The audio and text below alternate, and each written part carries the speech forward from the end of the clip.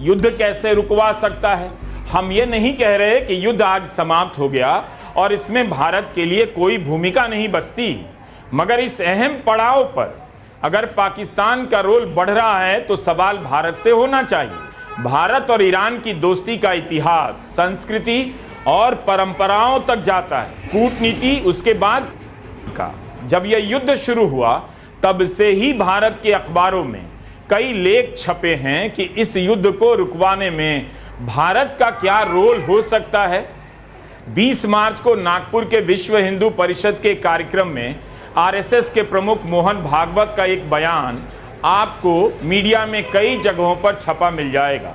मोहन भागवत ने कहा कि आज दुनिया में युद्ध हो रहे हैं और कई देशों से यह आवाज उठ रही है कि केवल भारत ही इस युद्ध को समाप्त कर सकता है। वे ऐसा इसलिए कूटनीतिक जानकार अपने तर्कों को कैसे मांझ रहे हों।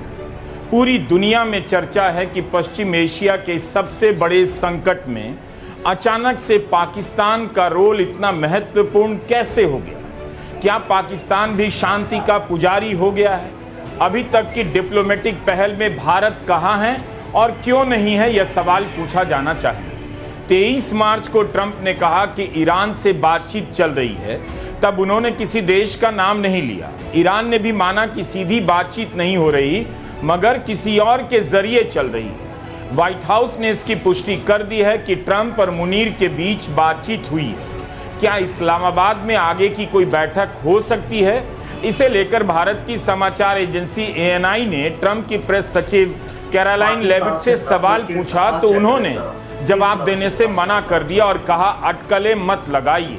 ANI के सवाल से पहले रॉयटर्स ने सूत्रों के हवाले से रिपोर्ट कर दिया कि इसी हफ्ते इस्लामाबाद में युद्ध खत्म करने को लेकर बातचीत हो सकती है। इस बातचीत में अमेरिका के उपराष्ट्रपति JD वांस, मिडिल ईस्ट के राजदूत स्टीव विटकॉफ और ट्रंप के दामाद जैरेड कुशनर शामिल हो सकते हैं। रिपोर्ट में यह भी लिखा है कि इस बैठक में ईरान के अधिकारी अमेरिका के अधिकारियों से मिल सकते हैं। समाचार एजेंसी ANI ने इसी रिपोर्ट के आधार पर यह सवाल पूछा होगा कि क्या इस्लामाबाद में कोई बैठक प्रस्तावित है।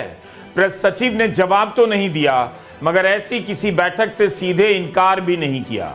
उन्होंने इतना ही कहा कि इस समय सभी संवेदनशील मामलों को प्रेस के सामने नहीं लाया जा सकता। हालात बदल रहे हैं और किसी मीटिंग को लेकर किसी प्रकार की अटकलों को तब तक फाइनल नहीं माना जाना चाहिए जब तक व्हाइट हाउस इनकी घोषणा नहीं करता है। 23 मार्च को ट्रंप के बयान के बाद ही अमेरिका की एक वेबसाइट एक्सियोस ने रिपोर्ट कर दिया कि इस बातचीत में इजिप्ट, तुर्की और पाकिस्तान की भूमिका हो सकती है। वो रिपोर्ट सूत्रों के हवाले से थी, लेकिन अब स्थिति काफी साफ हो चुकी है। फाइनेंशियल टाइम्स ने भी पाकिस्तान को लेकर एक एनालिसिस किया है। लिखा है, पाकिस्तान स्टेप्स अप एज गो बिटवीन इन ट्रम्प्स ईरान क्राइसिस। अखबार के दावे के अनुसार उसका यह लेख काफी पढ़ा जा रहा है। इस रिपोर्ट को 5 पत्रकारों ने मिलकर लिखा है। पाकिस्तान को यह रोल क्यों मिला होगा? नाम तो तुर्की और इजिप्ट का भी आया। इसके पीछे एक दलील यह दी जा रही है कि सऊदी अरब नहीं चाहता कि तुर्की को वह मंच मिले, इसलिए मुमकिन है वही पाकिस्तान को आगे कर रहा है। तुर्की भी सऊदी अरब की तरफ बड़ा सुन्नी पावर है और सऊदी अरब के लिए खतरा माना जाता है। जाहिर है सऊदी अरब खुद को तुर्की से ऊपर रखना चाहेगा, इसीलिए माना जा रहा है कि उसने पाकिस्तान को आगे करने में भूमिका निभाई होगी। ईरान पर हमले के बाद तुर्की के राष्ट्रपति एर्दोगन ने जब अपनी संसद में भाषण दिया कि शिया सुन्नी एक हैं तो तालियां बजी। यूक्रेन युद्ध के समय मीडिएटर की भूमिका निभाने वाले तुर्की की जगह अचानक पाकिस्तान का रोल अब बड़ा दिख रहा है, क्योंकि इस्राइल तुर्की को पसंद नहीं करता। वह जिस सुन्नी एक्सिस की बात करता है उसमें तुर्की भी आता है। अमेरिका भी तुर्की को लेकर ज्यादा उत्साहित नहीं होगा, क्योंकि जब ट्रंप ने गजा पीस प्लान में तुर्की को रखना चाहा तो इस्राइल ने एतराज किया, मगर इस बार अमेरिका ने यह मौका पाकिस्तान के हाथ में दे दिया है। एक ही झटके में दिखा दिया कि खाड़ी के दोनों सुन्नी पावर उसके हाथ में है। वो तुर्की को अब डंप कर रहा है, लेकिन सऊदी अरब के साथ खड़ा है, पाकिस्तान को बातचीत में ले आया है। इसलिए सवाल यह भी है कि क्या पाकिस्तान से बात करने के फैसले में सऊदी अरब ने कोई भूमिका निभाई होगी? आखिर अचानक पाकिस्तान इतना बड़ा प्लेयर कैसे नजर आ रहा है?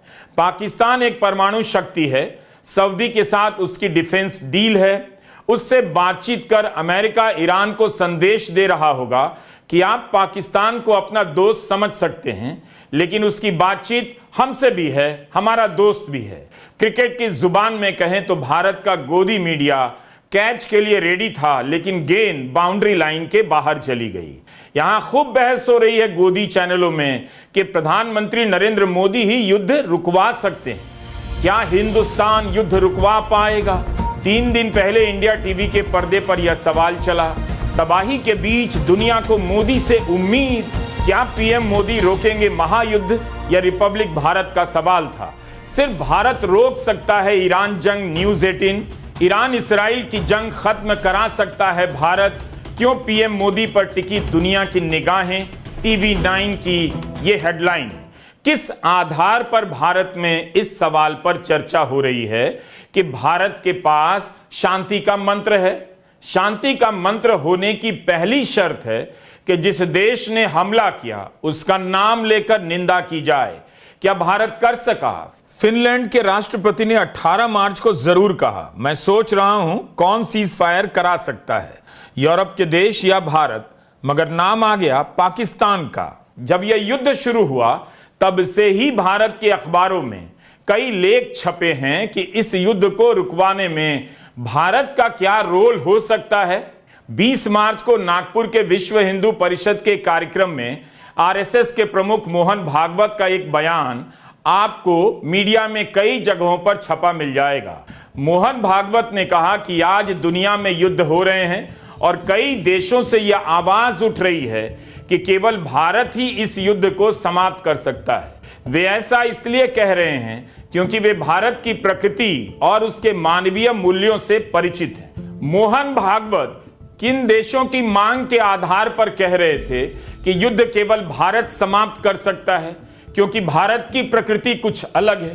पिछले 5 वर्षों में दुनिया में 2 बड़े युद्ध हुए। पिछले 1 साल में ईरान और इसराइल के बीच 2 बार हुए।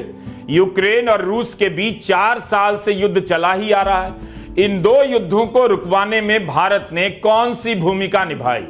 अगर यह धारणा बनाई जा रही है कि भारत विश्वगुरु बन गया है और युद्ध रुकवा सकता है, तो 1-2 उदाहरण तो देश के सामने रखना ही चाहिए कि किस युद्ध को रुकवाने में भारत की डिप्लोमेसी ने गहरी भूमिका अदा की है। अगर भारत रुकवा सकता है तो भारत ने पहल क्यों नहीं की? उसकी जनता कितनी परेशान है? सरकार का बजट घाटा बढ़ सकता है, तब फिर युद्ध रुकवाने से भारत को कौन रोक रहा है? अगर किसी ने रोका हुआ है तो भारत युद्ध कैसे रुकवा सकता है? हम ये नहीं कह रहे कि युद्ध आज समाप्त हो गया और इसमें भारत के लिए कोई भूमिका नहीं बचती, मगर इस अहम पड़ाव पर अगर पाकिस्तान का रोल बढ़ रहा है तो सवाल भारत से होना चाहिए। भारत और ईरान की दोस्ती का इतिहास, संस्कृति और परंपराओं तक जाता है। कूटनीति उसके बाद की चीज है। पाकिस्तान का उभरता रोल प्रधानमंत्री मोदी के लिए क्या अच्छी खबर मानी जा सकती है? क्या उन्होंने युद्ध से पहले इस्राइल जाकर गलती कर दी और अब यह गलती बड़ी दिखाई देने लगी है? जो देश हमला करने वाला है उसकी यात्रा करने का फैसला किसका था? क्या विदेश मंत्रालय की या सोची समझी कूटनीतिक रणनीति थी, या प्रधानमंत्री मोदी का अपना निर्णय था कि ईरान जैसे पुराने दोस्त को छोड़कर उस देश की यात्रा की जाए जो ईरान पर हमला करने वाला है? इस नई दोस्ती का क्या सिला मिला? अमेरिका ने ग्लोबल स्टेज दे दिया पाकिस्तान को। अगर यही जगह भारत को मिली होती तो आज बीजेपी गांव-गांव में टीवी सेट लगाकर बैठ गई होती कि भारत ग्लोबल पावर है, युद्ध रुकवा रहा है। सबको प्रधानमंत्री मोदी के पास आना पड़ रहा है। गोदी मीडिया डिबेट का तूफान खड़ा कर देता कि भारत विश्वगुरु बन गया। सवाल है कि इस्राइल का दामन पकड़कर क्या प्रधानमंत्री मोदी ने अपनी विदेश नीति को खुद ही पटरी से उतार दी? इस्राइल की यात्रा करने के बाद ईरान की दोस्ती से भी गए और अमेरिका ने भारत को किनारे कर पाकिस्तान को मंच दे दिया। इस पर बहस होनी चाहिए। India stands with Israel firmly with full ऐसी और वीडियो देखने के लिए conviction हमारे चैनल in को लाइक और this सब्सक्राइब करें। moment